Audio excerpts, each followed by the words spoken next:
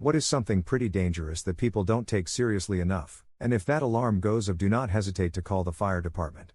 We would much rather get called out of bed at 1 a.m. to check your alarm than to get called out at 7 to pick up the bodies of your family. CO is odorless, colorless, and tasteless. You won't know it is there. It won't hurt. You'll simply go to sleep and never wake up. We responded to one call a few years ago. Their CO alarm had gone off several times over a few days, but they didn't want to bother anyone by calling 911. When we checked the house with a meter, I got a reading of nearly 300 ppm of CO in the basement. 500 ppm exposure in 1 hour is the exposure guidance limit, and they had been exposed for several days. Everyone in the family felt sick, with nausea and headaches. They got really lucky. Depression, or people who are showing symptoms of depression. Depression can be a dangerous thing, and at the very least, cause terrible distress for the individual who has to live with it. Sometimes for days, sometimes for years, sometimes forever. Unfortunately, there are a lot of people out there who show signs who don't even know they have it, or who know but don't understand how to deal. If you have a friend or know somebody who is showing the signs, for the love of God, talk to them. It can make all the difference.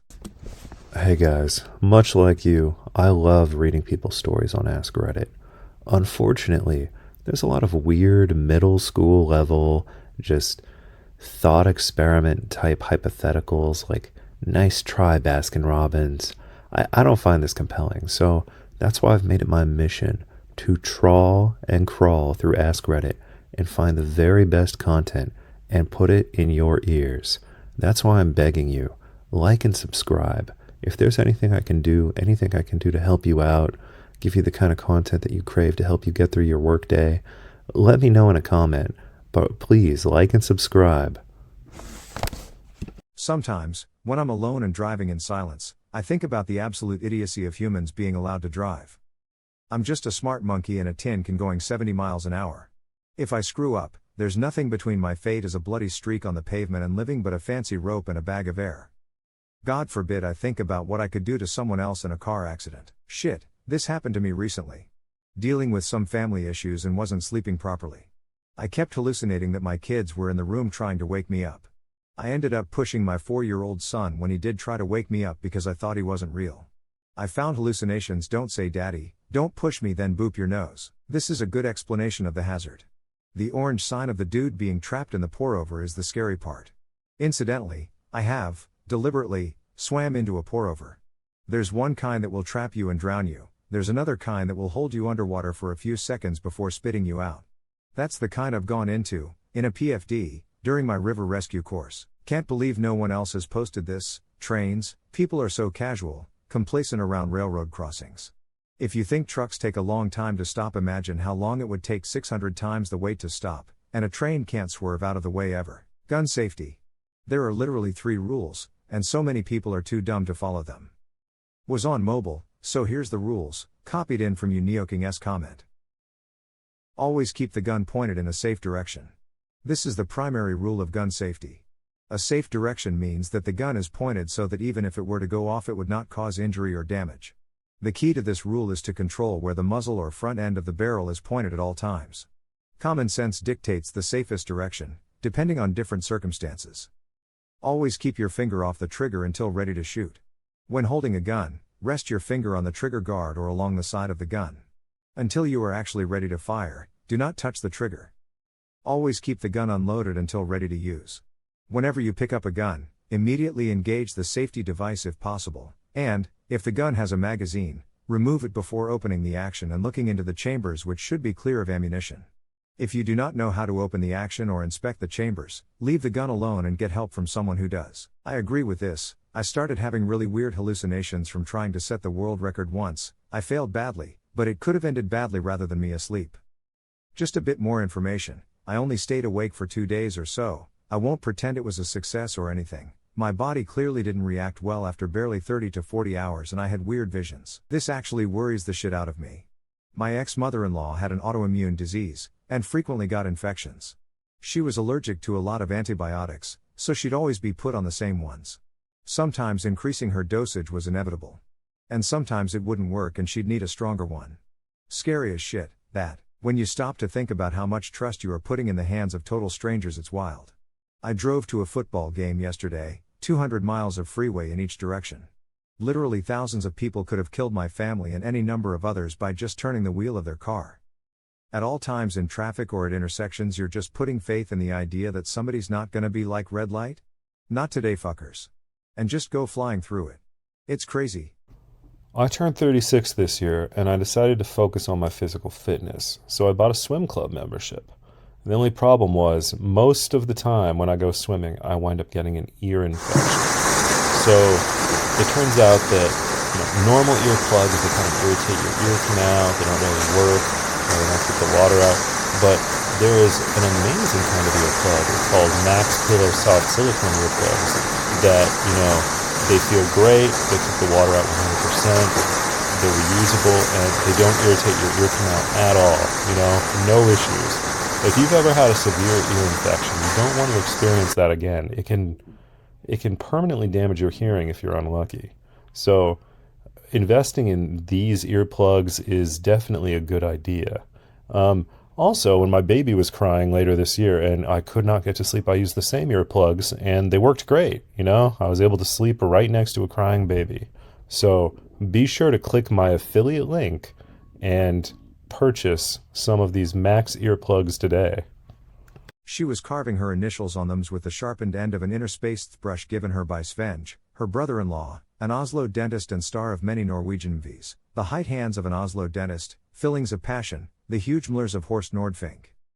Obligatory freakout over being gilded. Holy shit, OMG, wow, thank you so much, Usain Visigoth, you're awesome. My husband was shooting with a friend who kept pointing the gun at them and joking around. Someone called him out on it, so he said, relax. It's not loaded. He then proceeded to demonstrate this by pointing it towards the ground and pulling the trigger, releasing a live bullet. My husband refuses to go shooting with him ever again. I'm an electrical lineman. When we have outages from storms, we work straight through our first 40, then we go 18 on, 6 off after that. Unfortunately, the 40-hour shift starts once it's been declared a storm.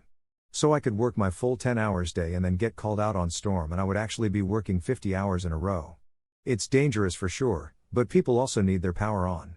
I'm pretty used to working long hours after fighting wildland fire for a long time. Cooking with hot oil, from fires to severe burns, it's nothing to fuck with. Usiokizriat mentioned lower that if you do have a grease fire, please don't try to use water or flour to put it out.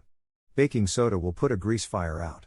Also, it's always a good idea to have a fire extinguisher in your house too. Here is what happens if you try to water on a grease fire. Exactly. A fully loaded semi going 55 would take almost a football field in length to come to a complete stop. Even worse than that is when you come up to an on-ramp and the entering car won't speed up or slow down for you. I nearly ran a lady off the freeway once because she wouldn't make a move. Hess an idiot.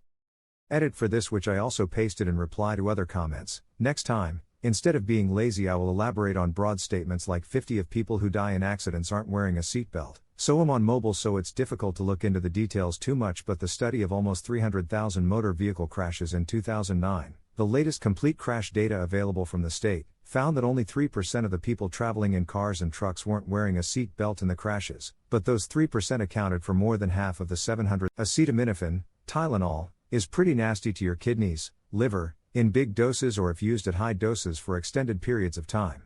It's also an ingredient in a lot of OTC remedies like cold and flu medicines, so you have to make sure you're adding all that up. I feel like I must be some high-functioning depressed person. I sure feel fucking depressed, generally 90 of the time. But I can still go to my job, I can still laugh at things that are funny.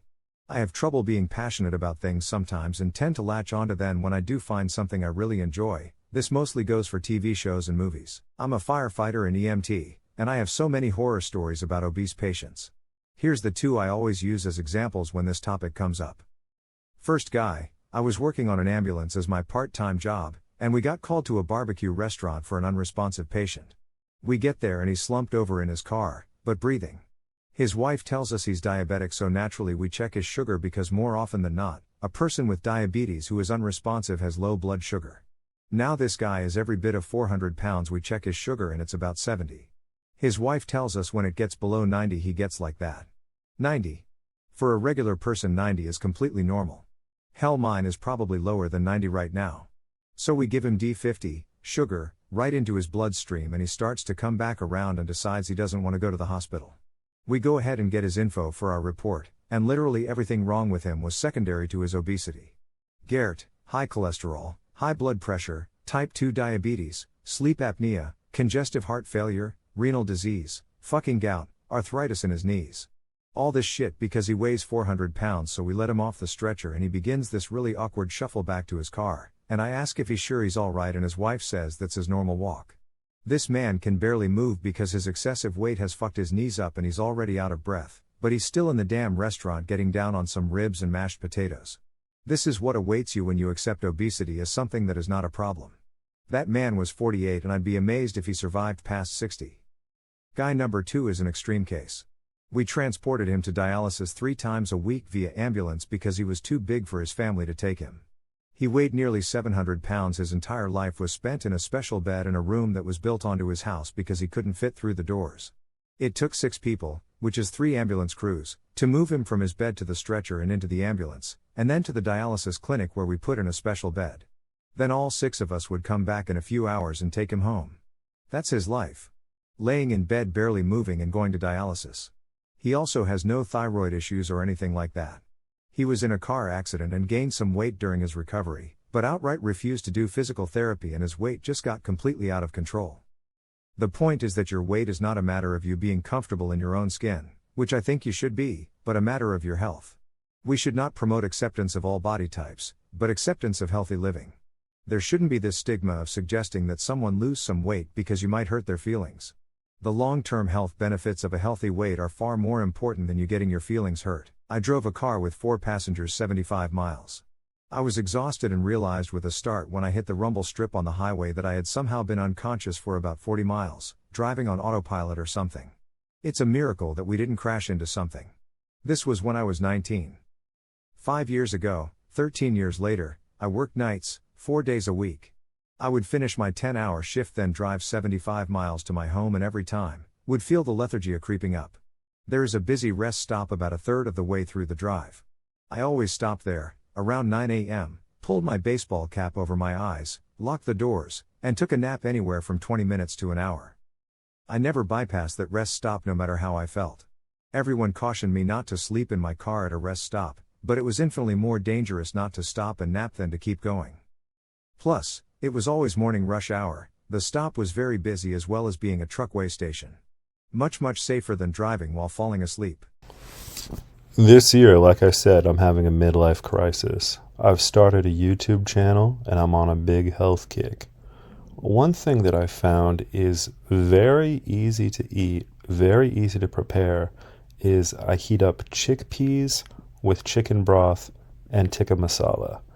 And there are 2 schools of thought about how you should eat beans. Some people believe you should buy the dry beans and soak them, but I tried that and it was a disaster. So I buy canned beans every time. And if I'm opening like 2 cans a day to be on this diet, it is a massive pain in the ass if the can has this jagged metal edge. You know, I'm worried if like little bits of metal are getting into my food and going to slice up my intestines. So I found this special can opener that actually opens the can in a way that is completely safe, no metal's getting in your food, and it is 1,000 times better than any other can opener I've ever used. So if you wind up, opening a lot of cans for whatever reason, maybe you've got a cat or something, you must buy this can opener from my affiliate link. After a 40-hour shift, I start to lose my mind. It's never easy to work around electricity, especially when you're distracted by shit that's not really there. Thanks for all the good words, support, and questions. Some people want me to do an AMA, I'm into it. I'll try to start it as close to 5 p.m. PST as I can. Overutilization of the antibiotics that we currently have can lead to resistant superbugs that are nearly impossible to kill. Eventually these can become commonplace and an infection that could be taken care of by a course of common antibiotics won't work and you will die. I imagine it would be like pre-penicillin days where you would die from a deep cut or an infected scratch. You don't know fear of strong antibiotics until you've taken graduate level, medical, pharmacology courses. There are drugs with a significant increase in risk for sudden death. People just randomly die. Honestly, those don't freak me out the most, they're a last resort, a Hail Mary, you're at otherwise what have you got to lose option. The ones that freak me out the most can damage hearing, ototoxic, by causing point mutations in your DNA that we're destroying our planet, but because it's billions of people doing tiny, Seemingly insignificant things like not recycling that one can, or tossing a used cigarette out the window, no one assumes responsibility and we all just shrug it off as, "Actually, I don't know, what's your excuse?" Another thing, pharmaceuticals, and how extensively, at least in the US, people use, rely, and end up fully depending on them. The amount of money used for buying legal drugs probably dwarfs the amount spent on potentially less harmful, but illegal drugs. That's not a fact, I have no basis for that, just seems like it could be true, so if you find it to be the opposite, let me know. It is so mind-boggling when I watch TV or a movie and a character gets covered in shit, pissed on, splattered with blood and proceeds to hold their mouth open in shock. In what world is that someone's actual reaction? I think my mouth puckers to about 1/18 the size involuntarily just watching it. Do you have any idea how convenient it is to use a Keurig machine for brewing coffee or tea? Personally, I gave up coffee a long time ago, but I was able to get a great, delicious cup of coffee in just seconds with no cleanup, no extra work, using a Keurig machine and a K-cup. And now I use my Keurig machine to brew tea, loose leaf tea, every day that I drink. And I also use it to make oatmeal and, anything else that you can put hot water into. So if you don't have a Keurig machine in your house, you're missing out. Try my affiliate link below in the description of the video, and you too can enjoy a great cup of coffee in seconds any time of day.